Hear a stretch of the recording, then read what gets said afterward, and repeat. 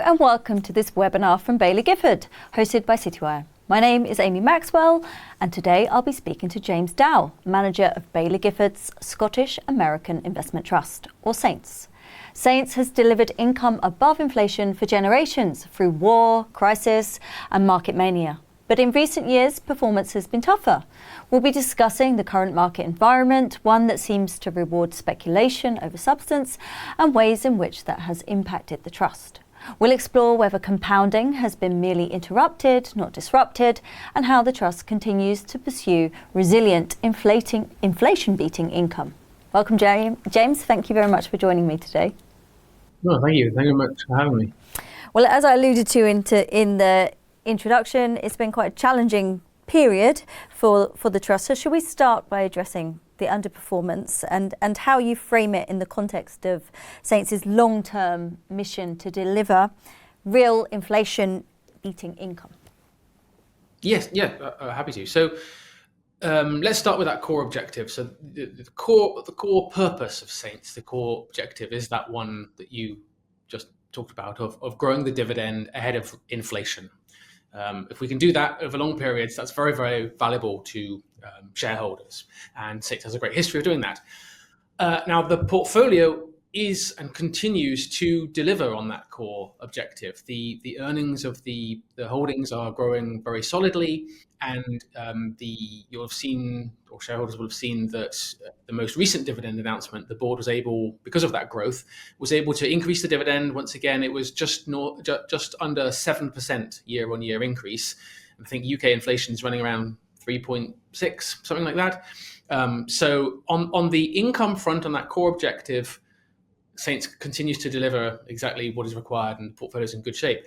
What's frustrating with the performance is that if you compare the NAV growth, or the capital growth of the trust, against a sort of global equity benchmark, then it's been lagging behind. So this year, in 2025, as an example, the NAV, or the capital growth of the trust, is pretty much flat. It's kind of gone sideways, whereas the global equity markets have gone up very strongly, roughly about 10% this year.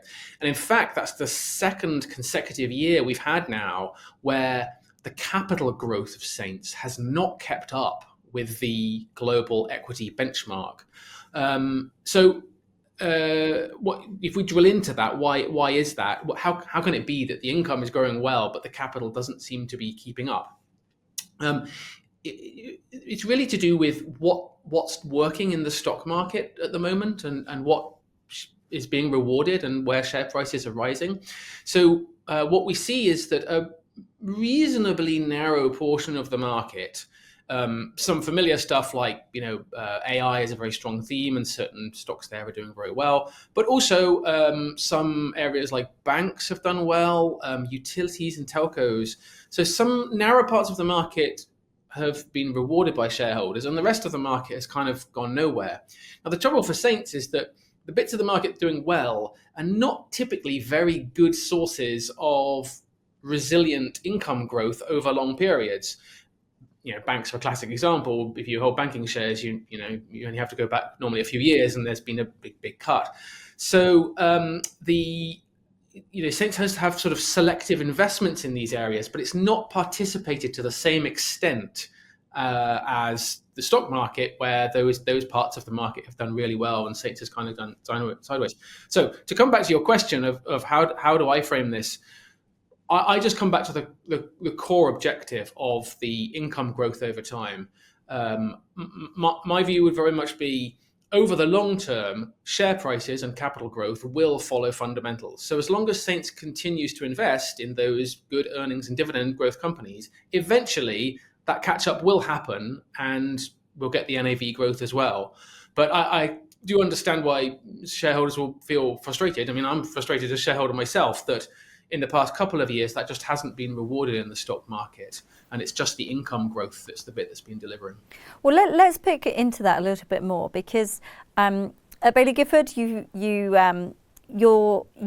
cover the entire growth spectrum, and in that growth S curve, SAINTS sits much more at the mature end. So the type of companies that you're looking for are more in their golden years than, say, their teenage kind of growth phase. Do you want to explain a little bit more about that profile and whereabouts that you're searching and how it may be slightly different to other parts of the market? Yes, that's a good analogy. So, that classic S-curve thing. If there's some companies, they're in that really rapid acceleration phase, like an Nvidia or something like that, and it's going up rapidly. And for Saints, we're more focused on the more mature phase, not X growth. That would be dangerous because obviously we're trying to deliver income growth, but businesses that have gone past that kind of rapid formation, early growth stage, and now they're just delivering solid growth rather than spectacular growth, and that's appropriate for the income objective. So if I take an example, something a holding in the portfolio like Watsco. Okay, Watsco is a US-based aircon and HVAC distribution business, the leader in its field, fantastic company. It's been around since 1956. It was founded, so it's not sort of like in its teenage years. It's sort of golden years. But it's still delivering incredible growth. I think the past 5 years, the earnings growth will have been somewhere around 13-14%, I think. And I know that the dividend growth has been around 11% per year over that period, way ahead of inflation. Fantastic, despite the fact that it's a 70-year-old almost company. And the reason they're such a great fit for Saints and what we're trying to do is because there are huge benefits from having that kind of greater maturity. I mean, typically these businesses will have much more established business models that are sort of less prone to disruption than some very early stage company where the business model may not even yet be figured out. So they tend to be much more enduring and reliable. They tend to know where the growth is because they've been around a while. They know how you grow the business over time. So in Watsco's case, they know that a huge part of that is just building out density in their distribution network across the United States, and they can generate growth from that every year as they build out the network. They tend to be much more sort of resilient in down cycles. So often you see high growth that lasts for a while, but then you have a tricky phase in the economy and it really can come off the rails. But these are businesses that typically have been through multiple cycles. They know the right playbook. They are self-funding business models. So for a whole variety of reasons, that kind of less rapid growth, but much more resilient and enduring growth, in our view, is a much better fit for Saints' objectives, because for delivering that, that very long record of inflation beating dividend growth, that type of company is a fantastic fit. So that's why we focus on it. And another headwind has been that quality companies have also been kind of out of favor. So that type of company that you spoke about, which it would fall into this category that quietly compounds year after year.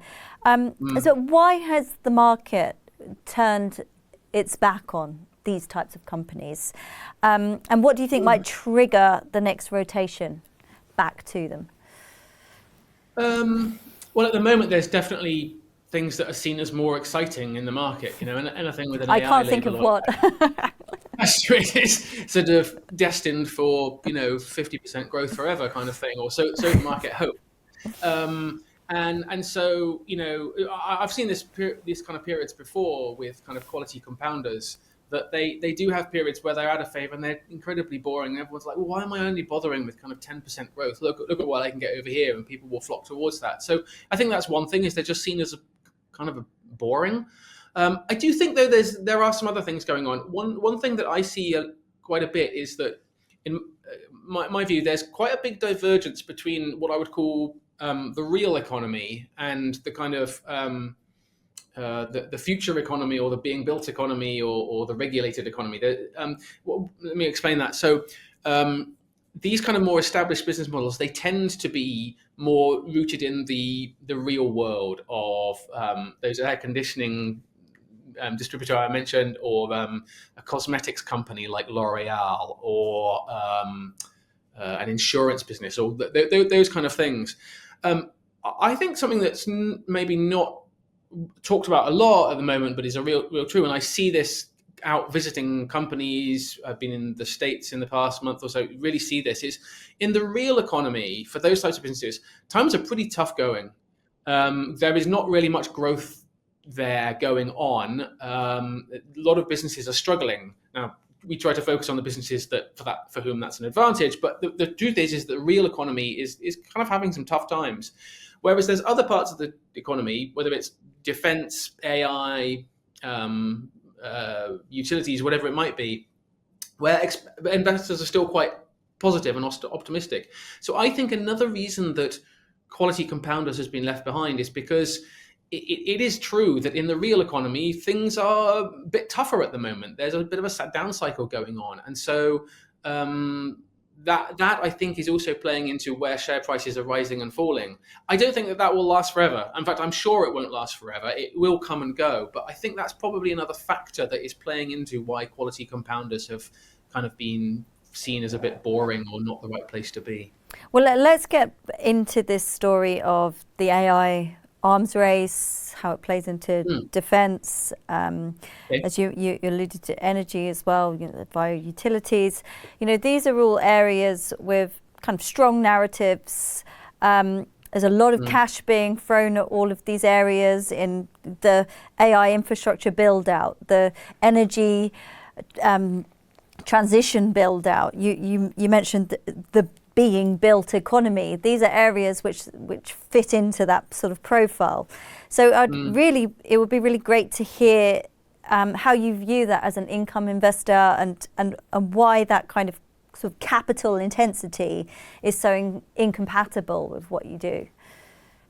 Okay. Well, look, one thing I would say right from the start is that no one should be in any doubt that AI and all the money that's been spent on it. I mean, it is a big thing, and it is going to be a really important part of businesses in the long term. I don't think at this stage there's any doubt about that, and I certainly wouldn't doubt it. But I think as an investor, and particularly as an income investor, an important question to ask yourself is, where is that value actually going to accrue over the long term? And an analogy I like to use here when we talk about this internally is, and it comes right back to Saints history, is the US railroads, right? When the US railroads were built, and Saints was partly set up to try and exploit this. When the US railroads were built, a lot of people thought that all the value would accrue to the US railroads. And in fact, a lot of them went bankrupt. They built out and overbuilt and so forth. And actually, a lot of the value went completely different places. If you were like a Californian farmer and you could suddenly ship your produce to the East Coast in 3 days instead of 6 months, that made fortunes, right? So as an investor, you've got to ask yourself, where exactly is the value from AI going to accrue? And a lot of the bets that are being placed today won't work out. Those weren't. And so particularly for Saints, which is trying to deliver a kind of long-running, durable income stream, we want to be quite selective about where we place those bets. Whether that be TSMC is a big holding because of the incredible barriers to entry there and very strong position, Microsoft, Apple, Schneider Electric. So one just has to be careful that you're not following speculation and hope, and you are investing in truly enduring income streams. So that's part one. I think the other part of it that for an income investor that you have to think about is, which of these businesses are able to generate income as they make these investments and grow. So the portfolio doesn't own, for example, Meta, the Facebook owner. And at the moment, Meta is in a phase of its life where, it is investing incredible amounts of money to make sure that it stays relevant in an AI age, right? And hopefully can take advantage of that. The result of that is the dividend payout ratio is low and the yield is very low. So as an investor, like for me running Saints, I'm thinking, well, there are other businesses. So I mentioned Schneider Electric is a good example. So they are key supplier of kit into data centers, and that's generating a lot of growth. But that's not so capital intensive, that growth. And so not only can they deliver that growth and we can have conviction in that growth, but they also pay out a good dividend along the way, which we can then pay out to Saints shareholders. So I wouldn't say it's completely incompatible, and our estimate is that we've got maybe about 15% of Saints' portfolio, of the equity portfolio, in direct beneficiaries of AI names and investment. But it's just being careful about where are the truly long-term profits going to be. You don't want to accidentally invest in the US railroads.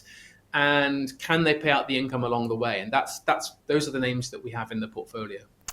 And let's also talk about defence, because defence has rallied.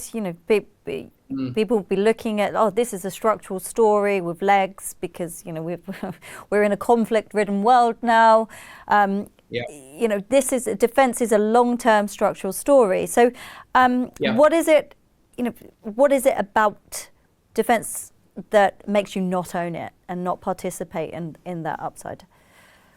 Well, there's other ways I think you can get it. Number one, I mean, we have investments in analog devices, for example, a chip maker, where there's a meaningful part of their business that will go into defense applications.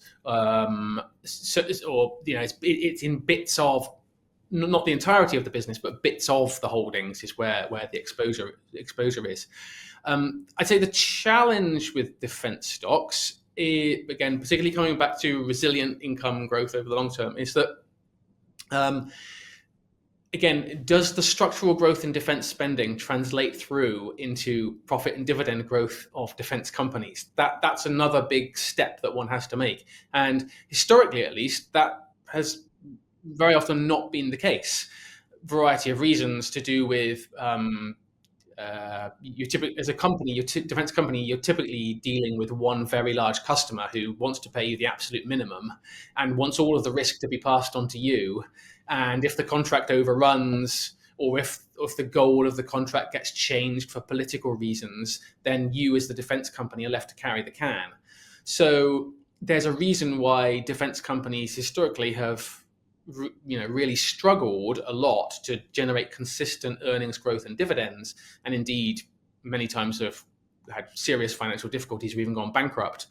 And so again, it's not doubting the importance of the structural story of increased defense spending, but it's, will that translate through, or how likely is that to translate through into good earnings and dividend growth of defense companies? It's an interesting area. It's not saying we would never invest in that area, but we want to make sure that we find good names that match Saint's objectives and not just kind of investing in the thematic, if you like. Yes. I mean, we're talking there about cyclical versus sort of structural growth. Let's delve deeper into some more of the portfolio positioning. So you mentioned you're owning names like Nvidia and Alphabet, and more European quality growth. So that's Schneider Electric. Can you talk more about some of the European quality growth names that you are really seeing deliver on that resilient income front? Yes.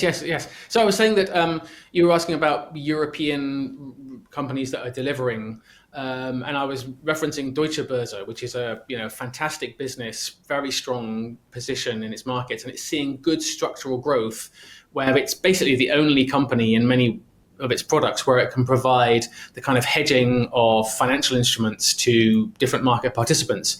And there's just multiple growth drivers going on there, whether it's regulators want to move more business onto exchanges so that it's visible and transparent, whether it's just the increased desire for hedging or new types of risk instrument, their own innovation within their business of things that people can use those derivatives for.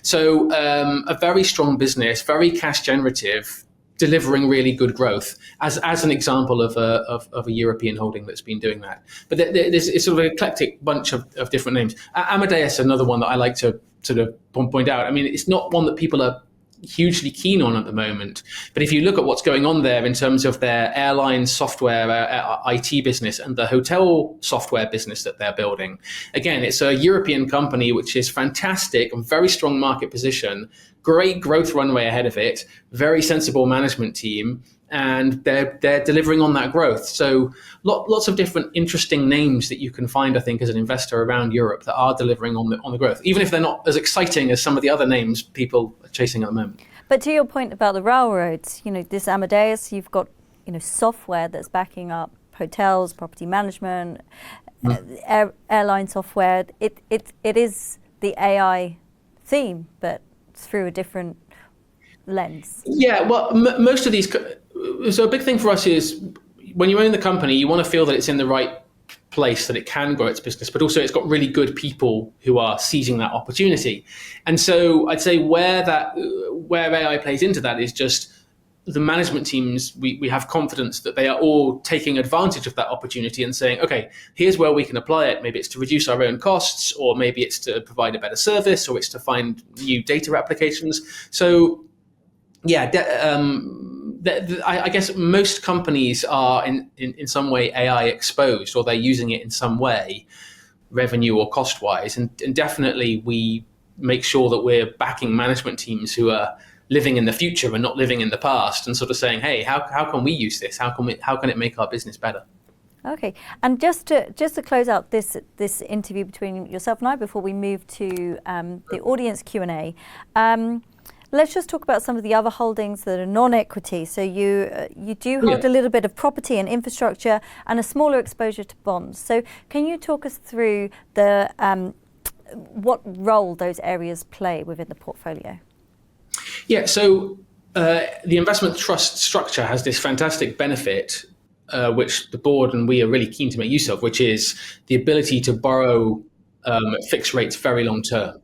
And so Saints takes full advantage of that, not excessively, has prudent borrowing, about 10% gearing, but we've got debt locked in at about 3% average cost all the way out into the late 2040s, so for many years to come. Fantastic advantage of investment trusts.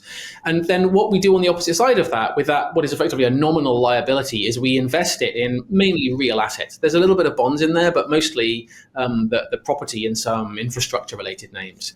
And again, this is 10% of the portfolio. So keep it in context. It's the equity portfolio delivers most of the real growth, but there is a great advantage there of borrowing at 3% and then investing in real assets which generate more income, which we can pay out to shareholders and deliver some growth over time.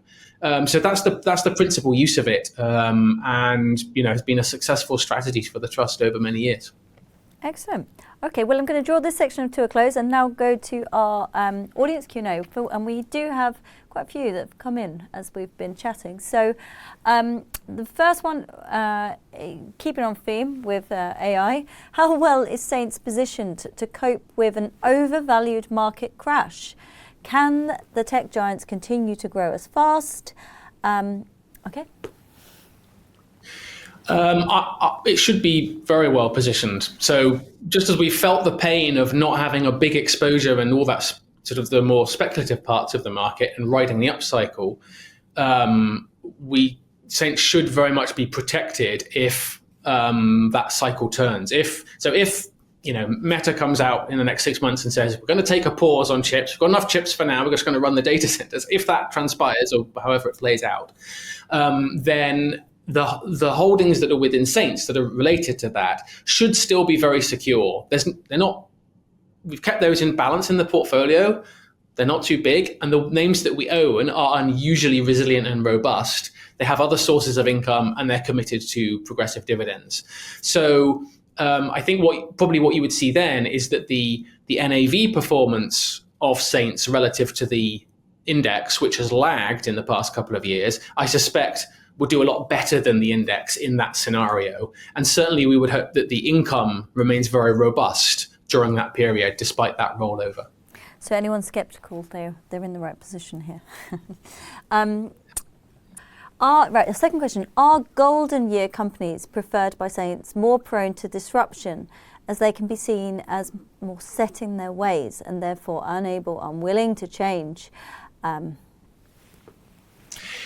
Yes, it's definitely a risk that you do see from time to time. I would say it's probably lower risk than some of the faster growth areas, because often those are new industries that are being formed where profit pools are not clear and everybody's chasing after and investing capital. So they're probably less risky than those areas. But I think the questioner is absolutely right. There is still risk, and they can be prone to those. So an example I like to use is Kraft Heinz, which has had a pretty terrible time over the past 10 years. variety of reasons. And you could argue had become a bit set in its ways, thought everybody would always eat baked beans, and didn't do enough on the innovation front, was more about cost cutting. And they've paid the price for that. And so definitely, as managers of Saints, one of our core jobs is make absolutely sure that we're investing in the really great growth companies you can find in their golden years, whether that's Watsco, Amadeus, Deutsche Börse, you name it. These businesses have all been around a while. Make sure we've got those ones that the management teams are fully alert and are investing for the future, and stay away from the kind of ex-growth, high-yield, disruption-prone names that are also older companies. If we do that, then we can have the best of both worlds. So you want the wisdom, you want the experience, but you also need to ensure that they're still relevant. Absolutely, and the growth, because ultimately Saints come back to, we're trying to grow shareholders' dividends and income ahead of inflation, and over time that capital should follow along with that. So it's no point in us. It's one of the reasons why the Saints yield is a bit lower than the average income fund. It's because there's a real trade-off there between today's income and that growth. But because in the long term, you're going to be much better off as a shareholder with the growth coming through and the compounding benefits of that. We do everything we can with Saints to make sure we've got that growth coming through over the long term. Okay. You've talked there about, here we are. Can you provide us with valuation metrics signifying where Saints' companies presently stand within the market against their longer term range? For example, in terms of PEs. This is quite, does that make sense? Yeah, I can do it. It makes good sense. It's actually a very interesting question because something unusual has happened in the past few years, which is that historically the P's, the multiples, the valuations of these kind of high quality, long duration compounders typically were a few points higher than the market. Not a lot, but a few points higher than the rest of the market. And what's happened in the past couple of years is that those PEs have kind of trickled down and the market has gone up to the point that now, and I think this is quite exciting, you are paying zero valuation premium for much better quality companies, much more resilient and should have much greater longevity to them. So it's a very astute question. I always noticed that, but that's absolutely true that PE multiple has compressed, and now there's no difference between, a 3-year-old company with very little revenue making losses and a very established company with good growth runway ahead of it, which should be survived through thick and thin, which I think is kind of crazy, but also a great opportunity. Okay, now feeding into that, the word quality is being used by many managers whose funds who have missed out on 2025's market rise. What are the characteristics which distinguish quality from value and growth? Okay. So I think some of the defining characteristics, and you ask different people, you'll get different definitions, but one of the key ones is what kind of return is the company earning on the capital that shareholders have invested. There are some companies, they make a lot of earnings, but if you think about them, they invest like $1 billion of capital to make $1 of profit. So the return on that capital is actually awful. You might as well just stick it in the bank. Whereas there are other companies that earn really incredible returns, 30-40% a year on shareholders' capital. And those are regarded as higher quality because what it signifies is that they're doing something in their business with their products and services are really valued by their customers, and they're prepared to pay up to the extent that they're earning those returns.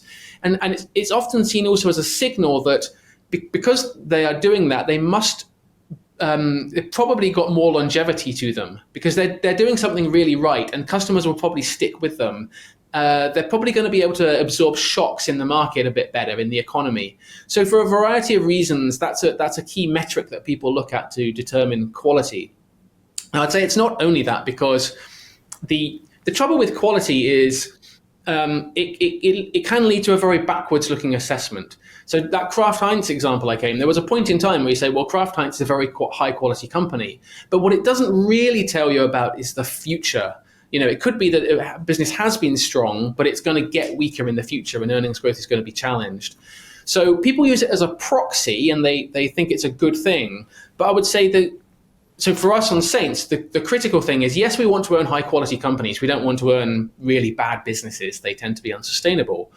But we also want to be sure that that quality is very likely to endure long into the future and keep generating all those profits and dividends. That's the trick that you have to sort of pull off.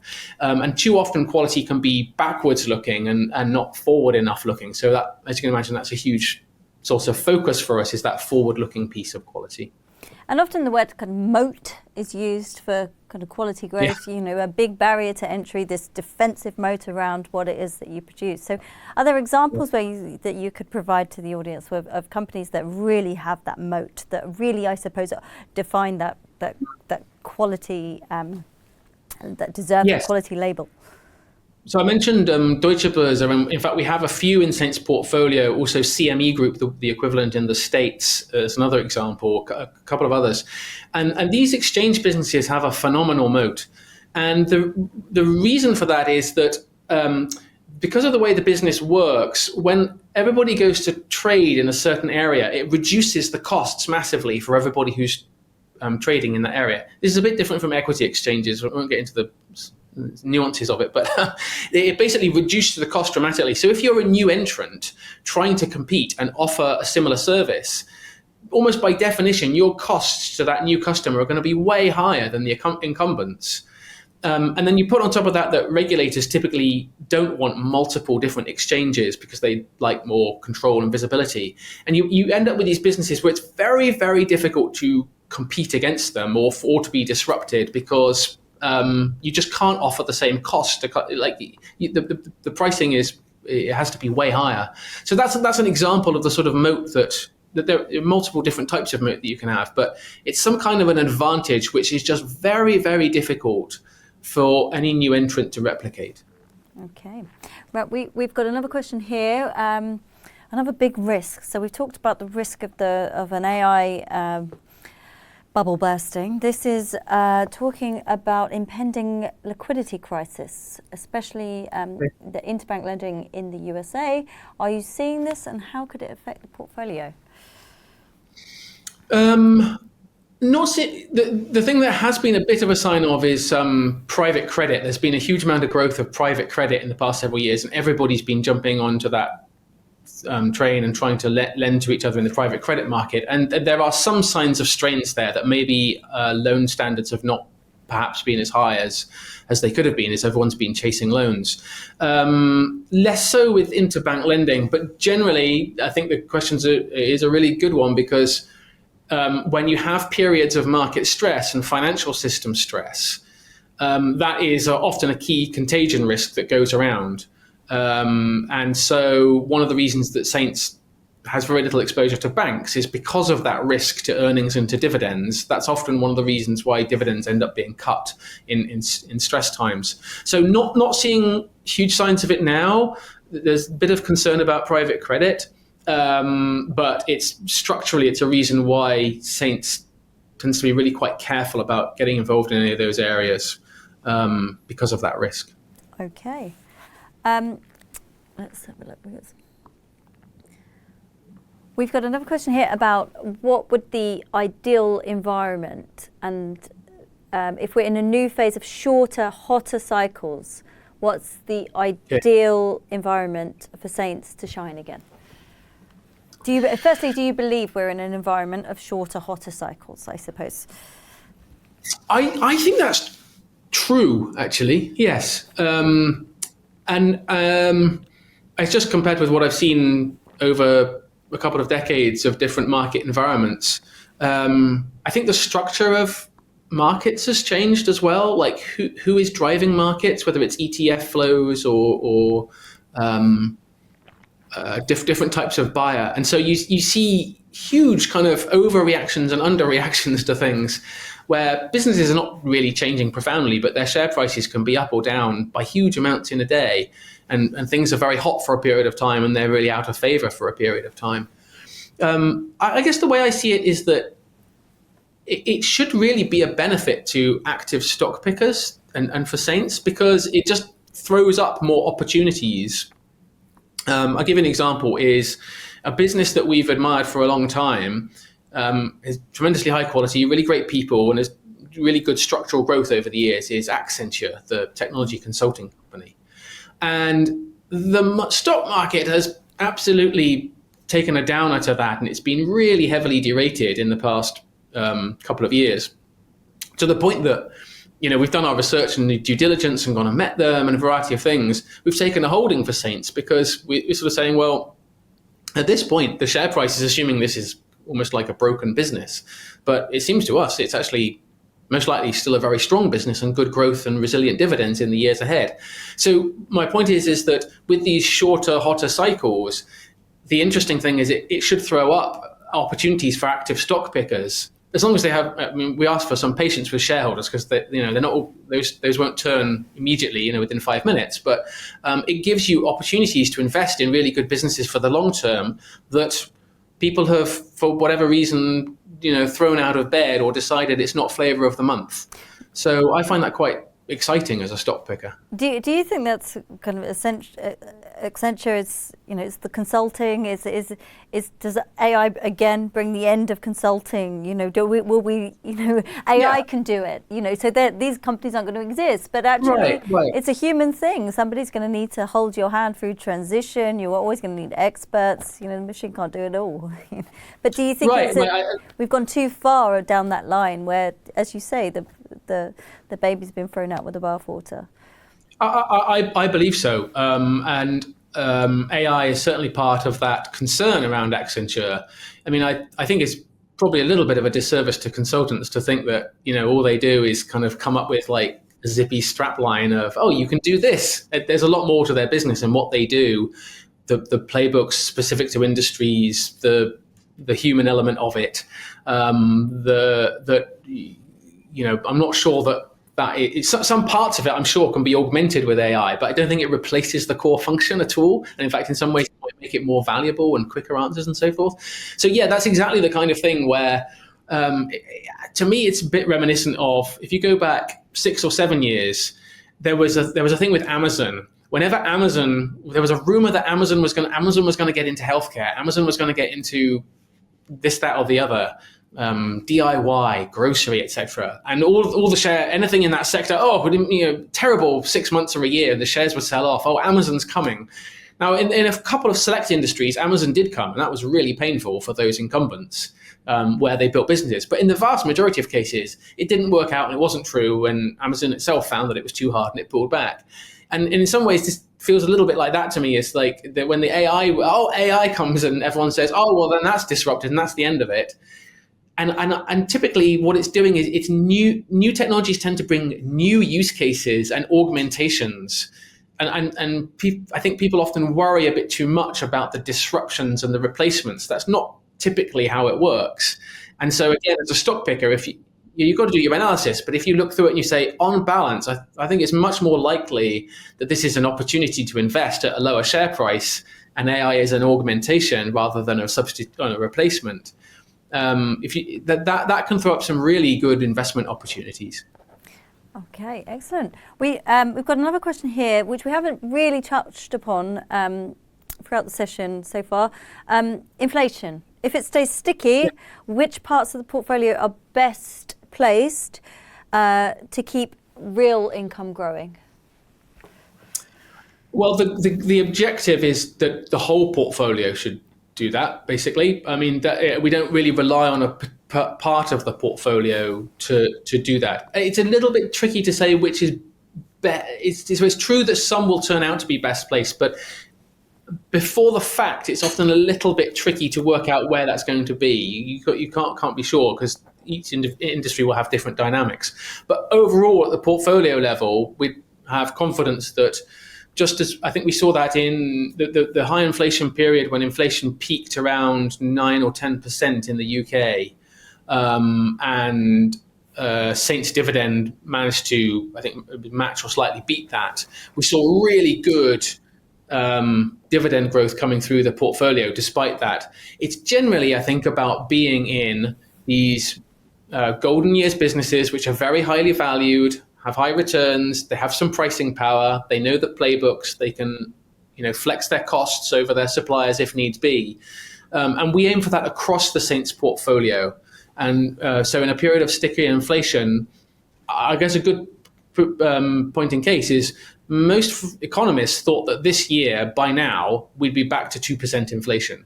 Now, that's not proved to be the case, and we're still sitting around 3.5%. In that environment, Saints just put up its latest quarterly dividend by just under 7%, and that's supported by the dividend growth from the portfolio.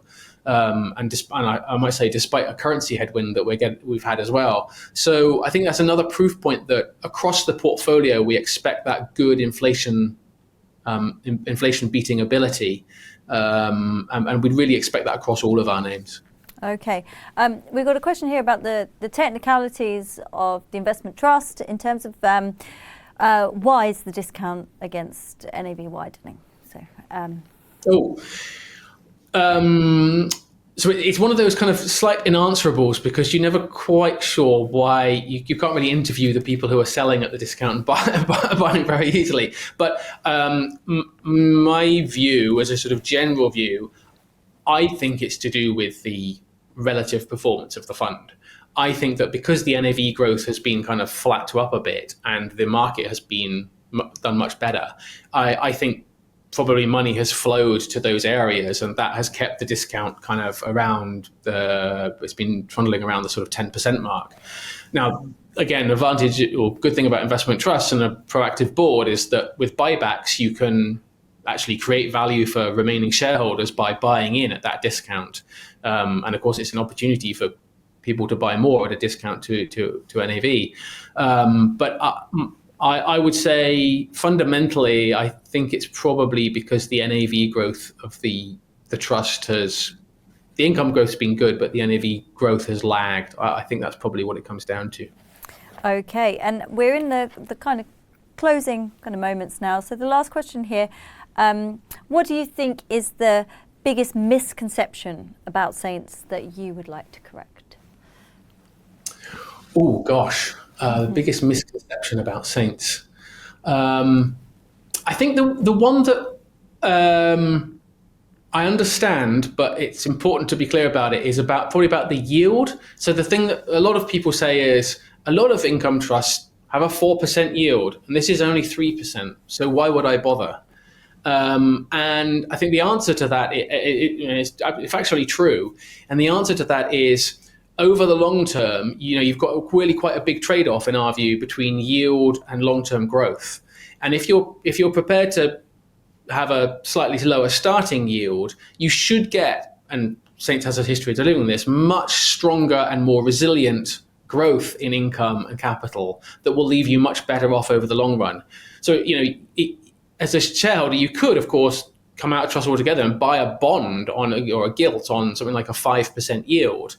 But of course, and that will give you more income next year.